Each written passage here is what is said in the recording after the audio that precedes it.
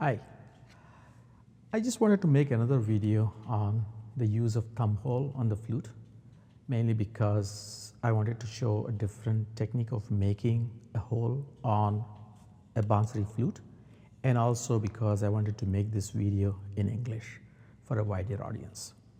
So the question that we need to answer is why make a hole on the flute, and what is, first of all, what is a thumb hole?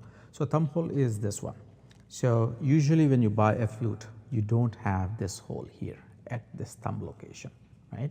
You just have your blowing hole and your note holes, right? That's all you have. Then when you close all of these, you could have this hole which is referred to as thumb hole. And the purpose is this: when you play the flute, when you move from all note holes open to all holes closed, right? Whichever note this you might call this to be. When you move from this position to this position, that transition is not smooth.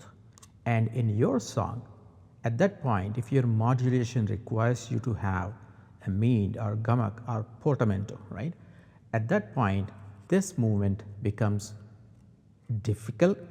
Number one, difficult, and even if you do it, it's not the best sounding because it's a sudden jump from all open to all closed. So this is what it sounds like if I do a mean there.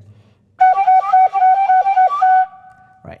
So instead of that, if I make a hole here, right, which is approximately the same distance as the distance between these two holes, from this, if I make a hole here, then I can use that to give me the same note as all holes closed, right? However, if I make a hole here, I have no finger to operate that. So rather than making here, I have to make it here where I can use my thumb to operate it, right? So now that I have that hole, so see that that same mean can be done much smoother.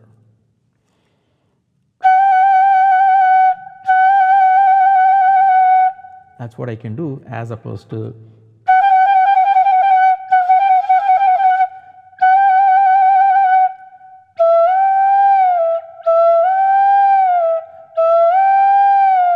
so I can do this pinching movement to move from the lower notes to the next register note, and that gives me a smooth operation. Now that we understand why this hole is helpful to us, let's take a flute and then take it to our workbench and then see how we can put a hole on this one. Because whatever this distance is, we want to make a hole the same distance.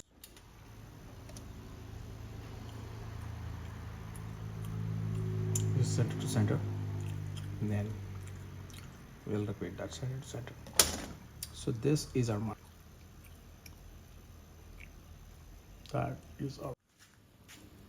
Next, I want to make sure that this marking that I've done is actually made all around the flute, so that I can actually make a hole wherever I want along the diameter. I take a tape like this, and this is stiff enough, and so when you wrap it, it's not going to break nor it's going to bend. So it's going to keep the circle really very good concentric circle around the axis of the flute. I go around the edge and then mark it like this. Okay. So once you take that off, you can see that the mark is all around the flute at the same distance from this hole. Now the next thing for us to figure out is where exactly do we want it? Here. So if we hold the flute like this, then the hole should be here, right? That's the most convenient location. So I would really like to place the hole right here. So I would really like to mark it there and then make a circle around this. All right. So you have the blowing hole on this side and the note holes on this side. And it's important to note that when you make a hole, you are better off erring towards the note holes and not towards the blowing hole so that you can fine tune by enlarging the hole later. To make a hole in the flute by burning it, this is what I use. Benzomatic, a cylinder with some sort of gas, and also take this torch and then assemble these together. Always play safe and take all safety precautions with these equipment. So we actually open the gas and then like that. Once we have it up like that, we take this thing and we start cooking. Let's see what the cook is getting.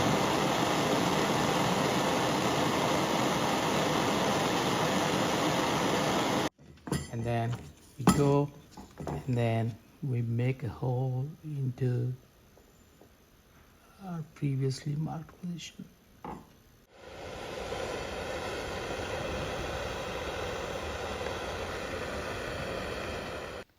It turned out to be a bit flatter, so I'll now fine tune it by enlarging the hole. There we go.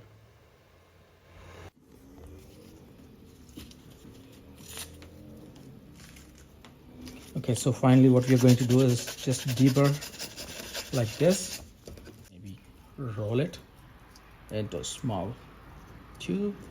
Just go inside and yeah, the hole is really nice and perfect, right?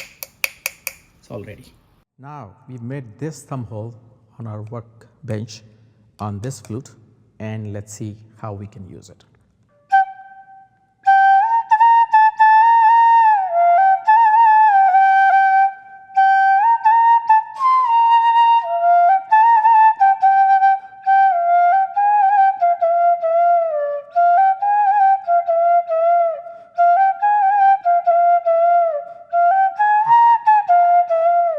So I've used this thumb hole particularly at many places in this song.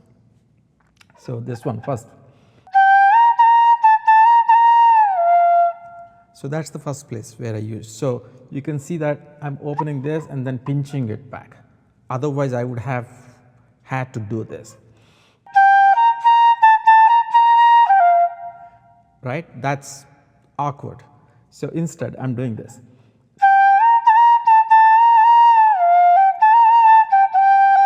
So second place is this mean.